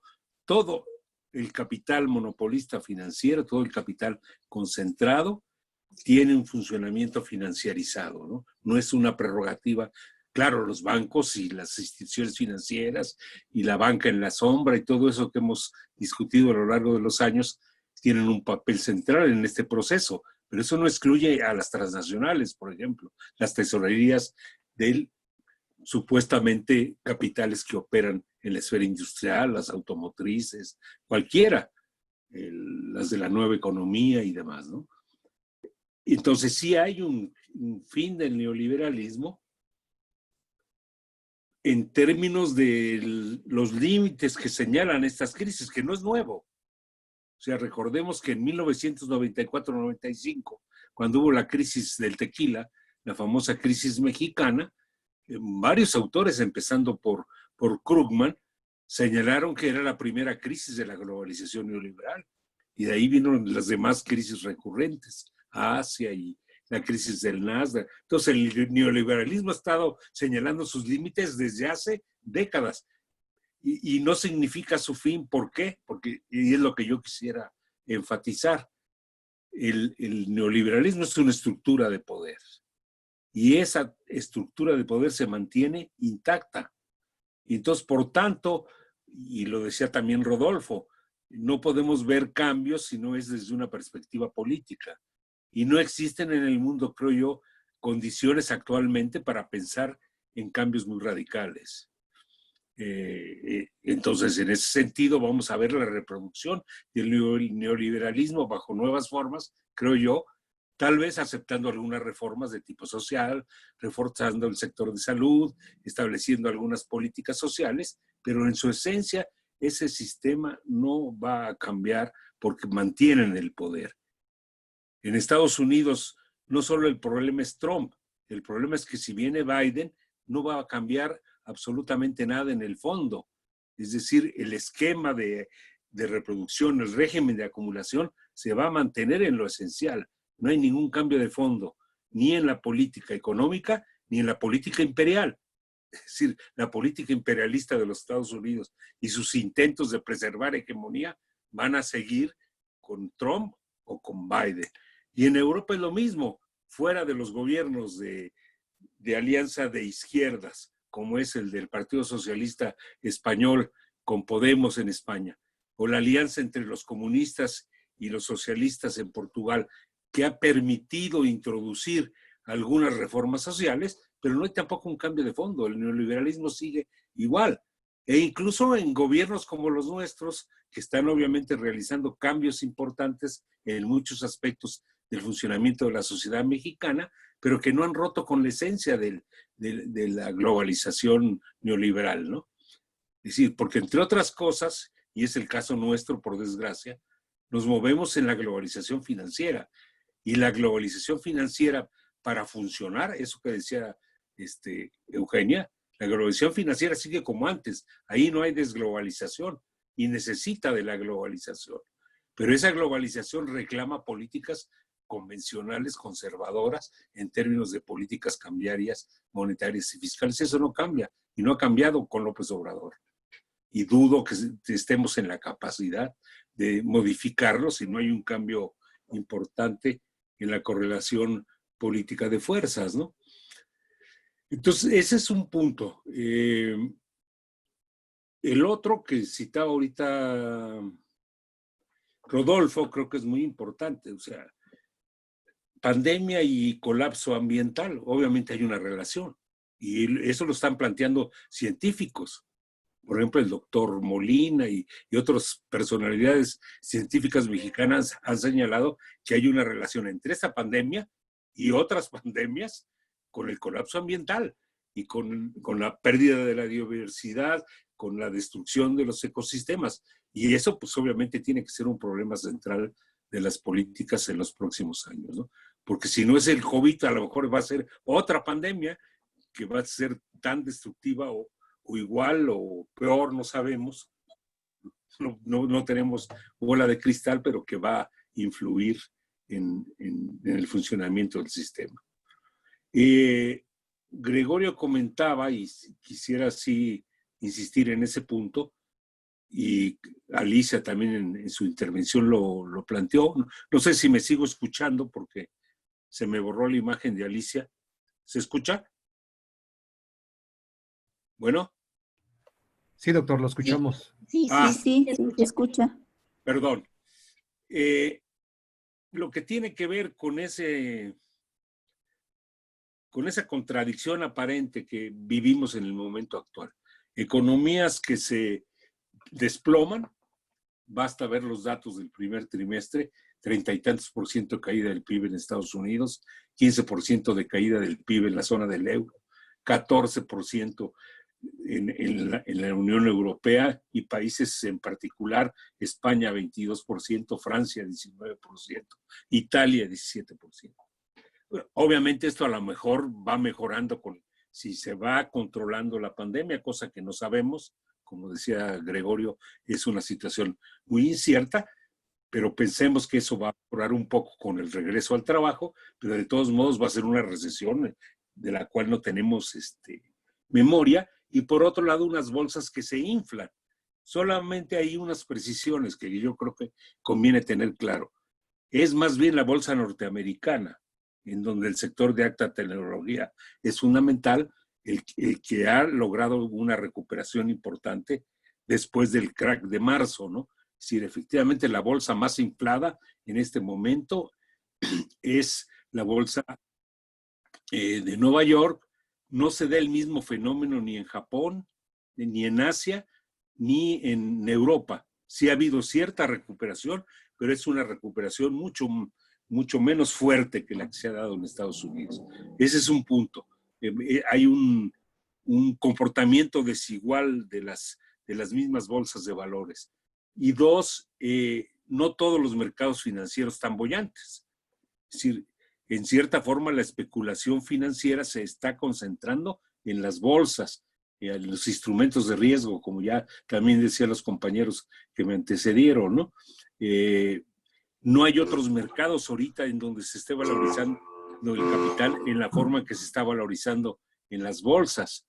Por ejemplo, el mercado de bonos en este momento no cuenta.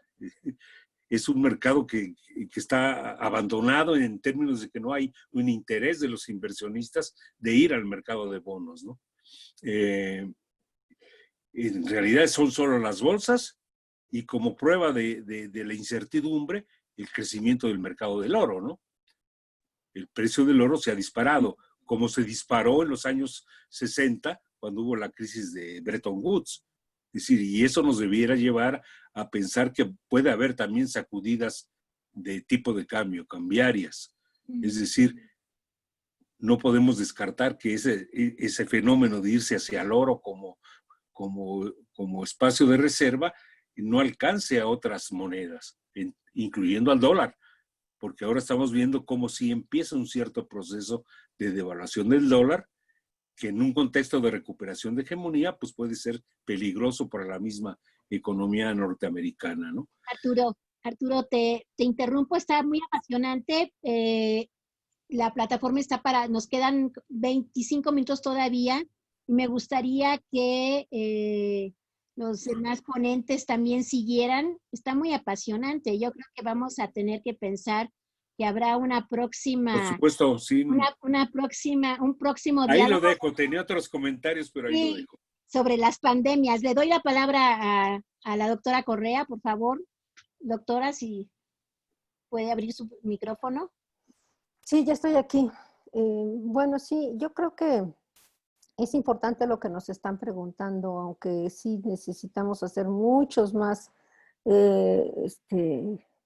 conferencias como para poder ir avanzando paulatinamente en cada una de las cuestiones que más nos inquietan. Yo creo que esta discusión sobre el tema del neoliberalismo y si están cambiando las condiciones de empoderamiento, yo creo que hay algunos cambios que son previsibles, incluso precisamente por la misma crisis, que va dejando de lado algunos de los negocios y de algunos de las grandes firmas financieras incluso, y fortaleciendo algunas otras. El proceso de concentración, descentralización, pues, que hemos vivido también en el ámbito financiero es importante. Y va a ser más importante si más o menos coincidimos todos, la crisis financiera está empezando, no fue inyectada con recursos a principios de marzo, pero no será la primera inyección de recursos que se requieran. La flotación del mercado de títulos que se están negociando y que están en las carteras de los grandes inversionistas institucionales. Hay que decir que esos inversionistas institucionales están manejando recursos por trillones y trillones de pesos, de dólares, pues seguramente van a necesitar nuevas inyecciones para mantener mínimos condiciones de rentabilidad de estos fondos.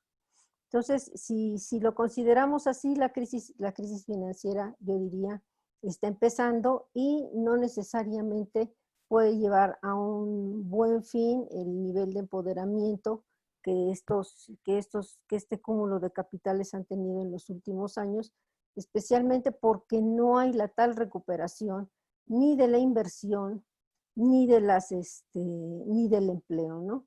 Entonces, los soportes mínimos básicos de esas rentabilidades no se están viendo que vayan a suceder en el curso de los próximos años. Incluso el mismo Fondo Monetario Internacional no planteaba sino regresar hasta el 2023, o sea, darle 2 o 3 años al paro económico. La famosa recuperación en B cada vez se ve más lejana, y bueno, yo insistiría, es el error inequívoco de economistas, que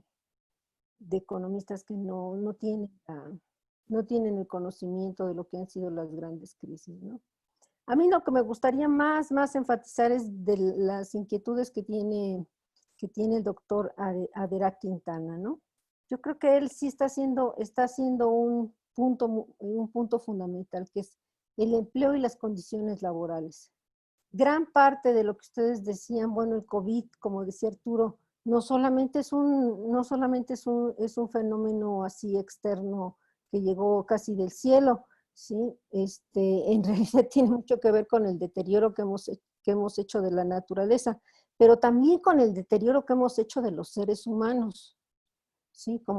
Si quieren ustedes como parte de la naturaleza, fuera de ella, yo diría como parte de la naturaleza, pero ha sido tal la sobreexplotación a que hemos sido sometidos durante todo este periodo neoliberal, ¿sí?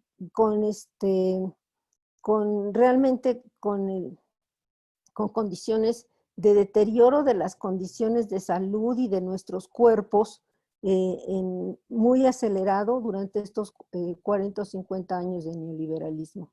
Entonces, no es posible pensar en recuperar el empleo si no recuperamos también esa capacidad del cuidado, de la economía del cuidado a todos los niveles, ¿no? A todos los niveles que impliquen que hombres y mujeres podamos disfrutar del ocio, pero que también hombres y mujeres puedan disfrutar de sus familias, puedan disfrutar de muchos otros elementos que no necesariamente están en el mercado, como por ejemplo caminar por el parque, ¿no?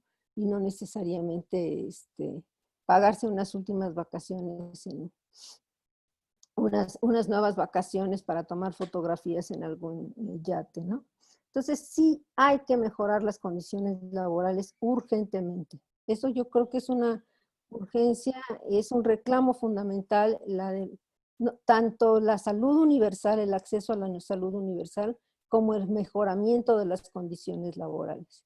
Nosotros planteábamos que si avanzamos sobre la base del empleo público, justamente parte de ese empleo público tiene que estar sometido a nuevas formas de inversión y, por supuesto, de inversión básica en vivienda, en transporte, en infraestructuras, en educación, etcétera. Y sobre todo porque muchos de estos sectores están quedando muy destrozados, sumamente destrozados con la pandemia y un destrozo que ya venía desde antes, ¿no? Pero el sector educativo, por ejemplo, y esto de las clases por televisión, pues da cuenta fundamentalmente del destrozo que podamos estar haciendo de las escuelas mismas, del profesorado, de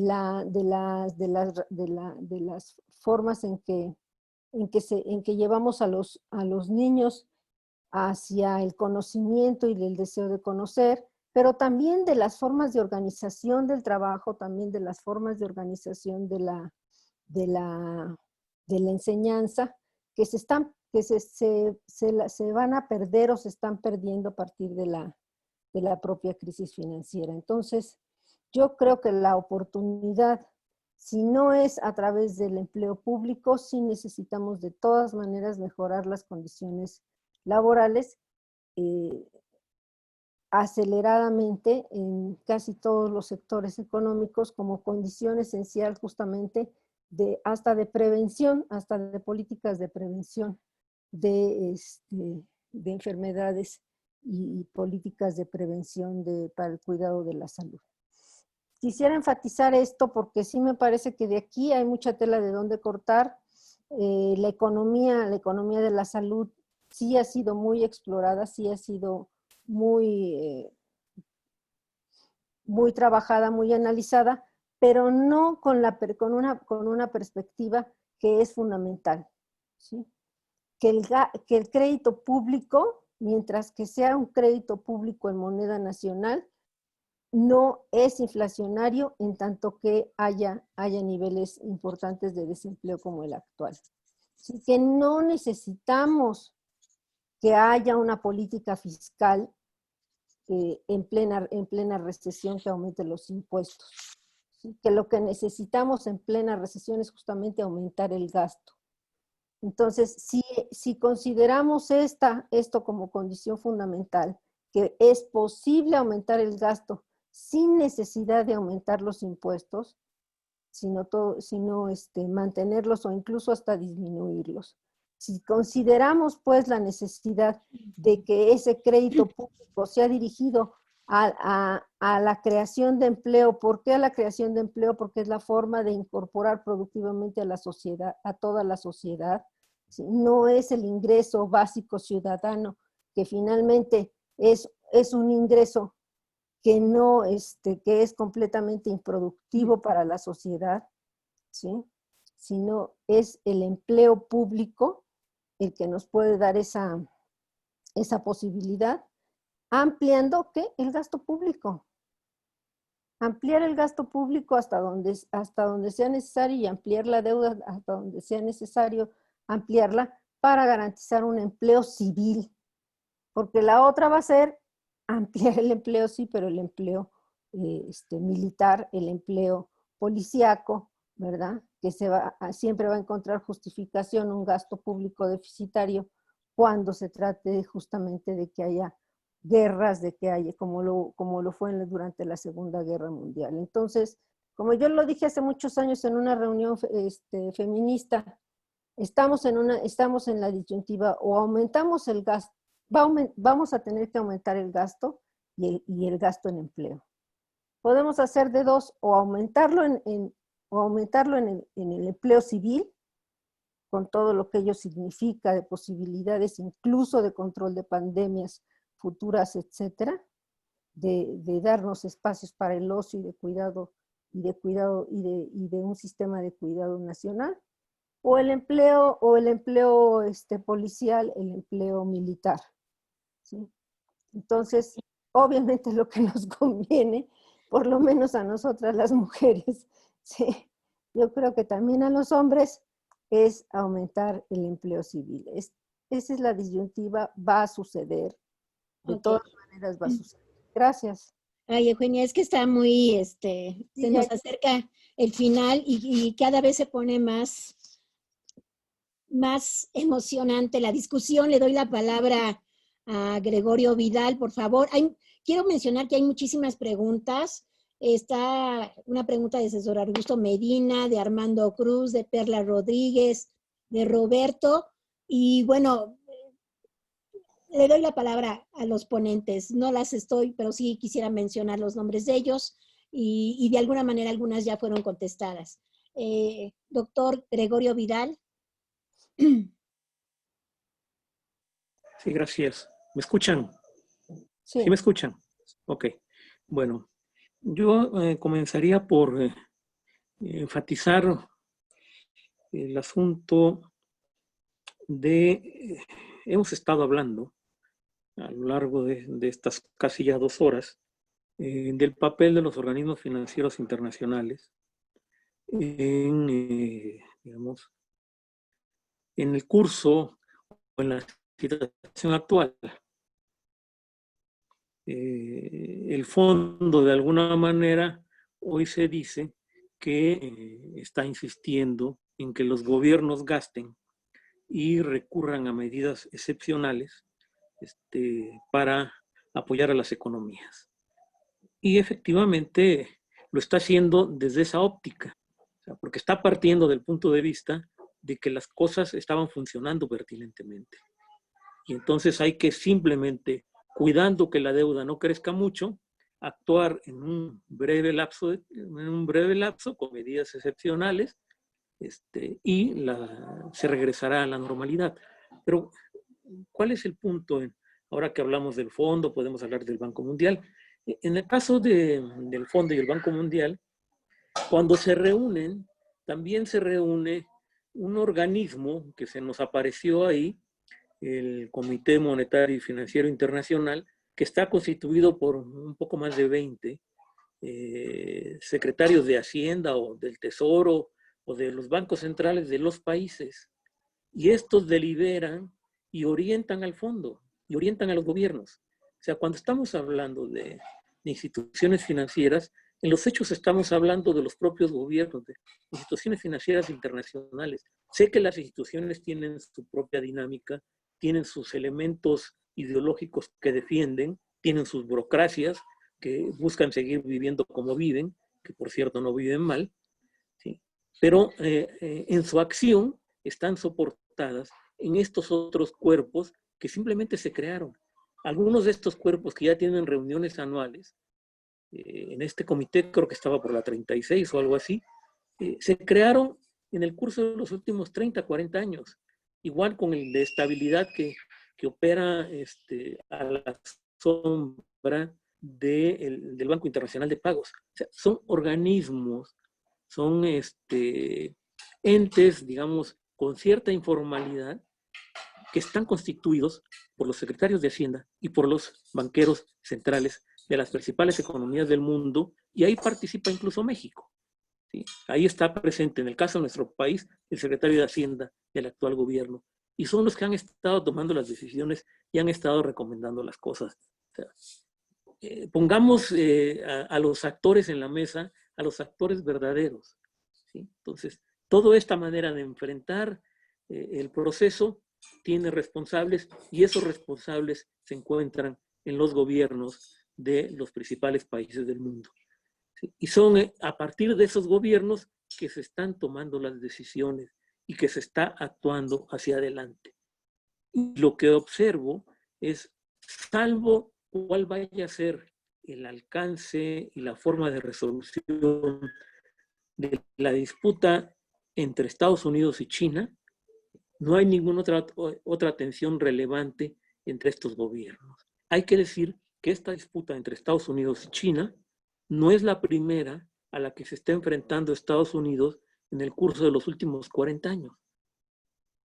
Porque ya después de los 70s y a lo largo de los 80s, tuvo la disputa con los japoneses, que incluso, digamos, este capital japonés avanzó con gran fuerza y penetró a la economía estadounidense y buscaba posicionarse dentro de la economía estadounidense.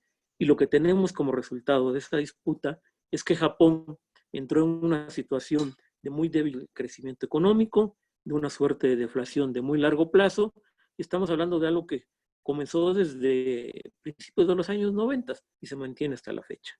¿Sí?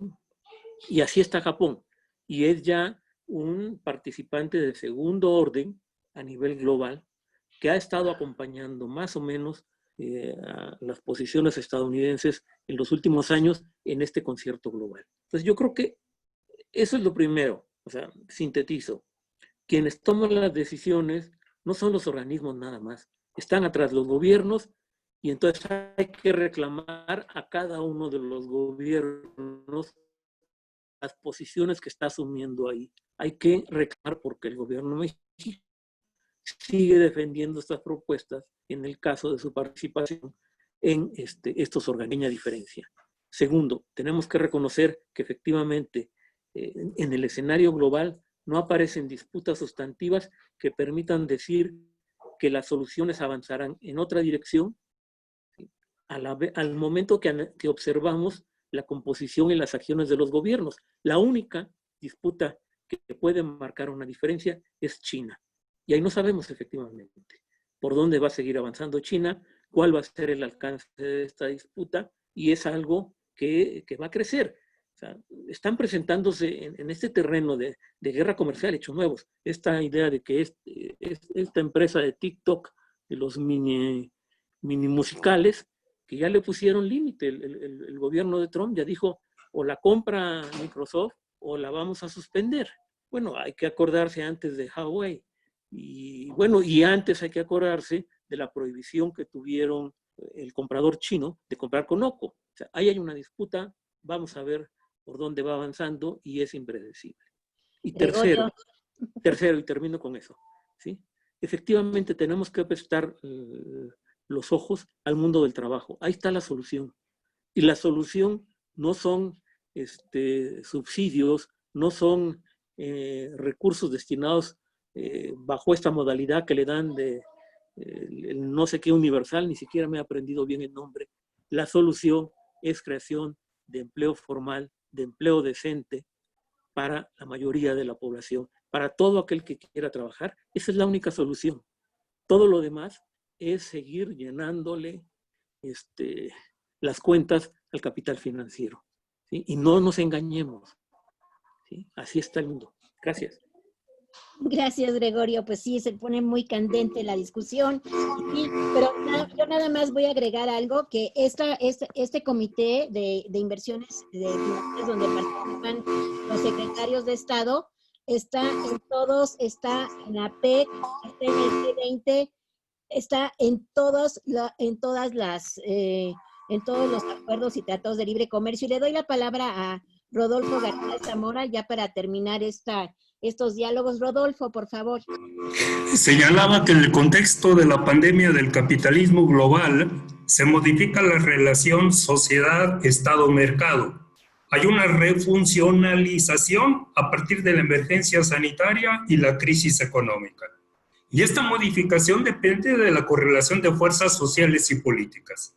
Y tenemos 4 referentes. Tenemos la experiencia china, prácticamente con la economía de guerra más severa para enfrentar la pandemia sanitaria y con la intervención post-keynesiana más enérgica para recuperar el crecimiento económico del 1% este año. Tenemos la intervención del Estado en Estados Unidos y la intervención en Europa para reactivar la economía lo más pronto posible bajo las restricciones de la pandemia.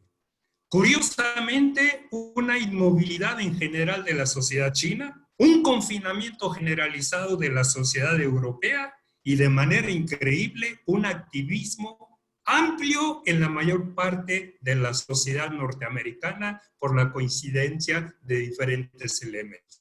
Lo que yo quiero rescatar es la intervención heterodoxa con medidas post-keynesianas China y Estados Unidos.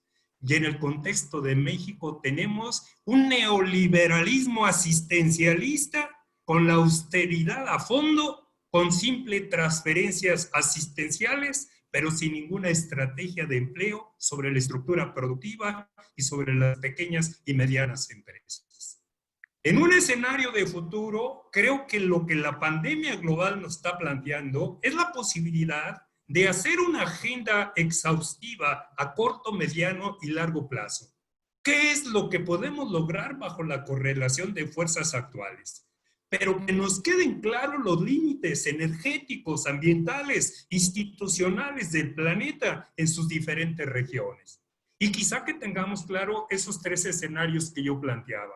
Un escenario del regreso a la normalidad neoliberal, un escenario post-keynesiano y un escenario de transición hacia una sociedad post-capitalista. Y es ahí donde tiene pertinencia esta iniciativa de los 300 colegas del Cono Sur. En el caso de México, creo que México tiene el riesgo de perder las oportunidades y retos que está generando la doble pandemia, de cuestionarlo todo, de superar la ortodoxia neoliberal y una correlación de fuerzas que hoy se presenta en el Congreso y el Senado y que no ha sido aprovechada para que el Estado recupere 3 funciones fundamentales. Principal promotor del desarrollo nacional, con política nacional de empleo, de desarrollo regional y desarrollo sectorial, el Estado como principal promotor del desarrollo social y el Estado como principal salvaguarda y regulador en el uso de todos los recursos naturales del país. Entonces creo que un elemento que mínimamente deberíamos estar trabajando todos los sectores progresistas, cómo construir esta agenda estratégica para los próximos 5, para los próximos 10 y para los próximos 20 años. Y cómo lograr que esta correlación de fuerzas nos permita revertir lo que sería el terrible regreso a la nueva realidad neoliberal, con todo lo que esto implica, el modelo de la muerte a todos los niveles. Rodolfo,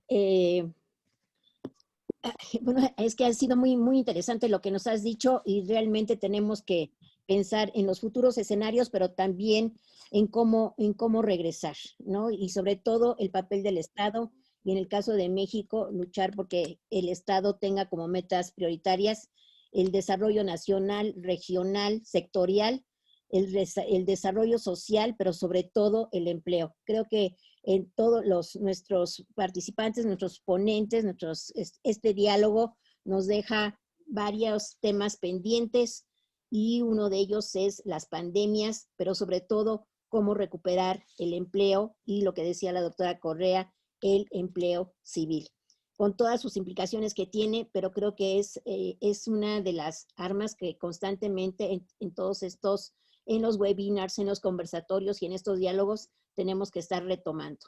Pues estamos terminando,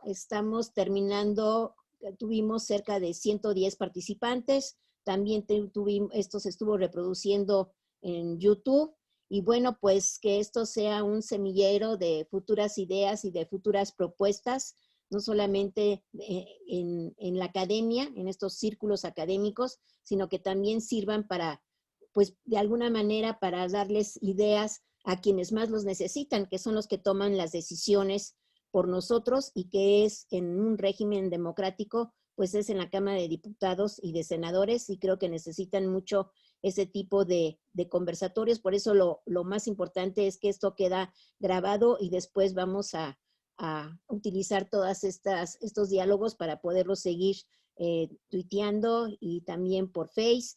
Y bueno, pues solo me resta agradecer a José Carlos, que ha estado al tanto de la plataforma, dándole seguimiento a todos nosotros, y por supuesto a nuestros asistentes que desde diversos puntos han estado participando a nivel nacional y también desde Bolivia. Un saludo para Bolivia y Ecuador, que ha estado aquí, también para Argentina, que han estado participando. Y bueno, pues muchísimas gracias. Y gracias Gregorio, gracias Arturo, gracias Rodolfo y gracias Eugenia. Y felicitar a Rodolfo por iniciar el primer diálogo de la Red de Economía Fiscal y Financiera. Pues muchísimas gracias. Y gracias también al Instituto de Investigaciones Económicas, que ha dado las posibilidades de tener esta red, la plataforma, y bueno, nuevamente a Vicky, a Isalia y al doctor Armando Sánchez. Muchas gracias y hasta luego. Gracias a ti, Alicia, y a Rodolfo.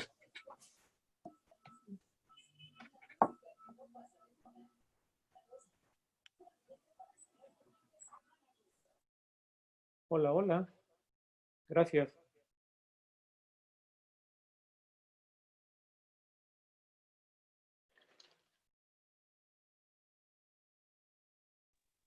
Sí, gracias a todos. Gracias, José Carlos. Hey, gracias, muchas gracias por todo. Al contrario, doctora, estamos para servirle. Saludos. Saludos, doctora. Saludos a todos. Doctora Correa, saludos. Hola, Roberto. Gracias. Gracias, doctora Alicia. Y nos vemos en el siguiente conversatorio. Sí, que se me olvidó decir, pero lo pasamos. No se escucha. Sí. Gracias, Franco. No, sí se escucha. Un abrazo, doctora Alicia. Hasta luego. Qué Adiós. gusto poder verla. A Tequis, Y a todos. Zacatecas.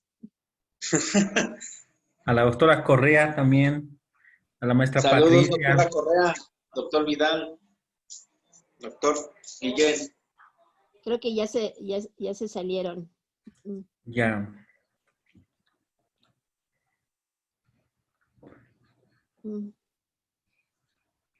Franco, desde Bolivia nos está viendo. Sí, con todo gusto, doctora, estoy ahí. Me dio mucho gusto, Franco, haberte visto. Saludos a toda tu familia. Muchas gracias, doctora. Me comunicaré pronto con usted. Claro que sí, te esperamos. Sí, hacer un Zoom entre dos. No, tengo mucho que contarle, mucho. Muy bien, Franco, lo voy a poner en mi lista de pendientes. Bueno, yo le mando un correíto. Claro que sí. Mil gracias, que estén muy bien, gracias. Hasta luego. Gracias, doctora.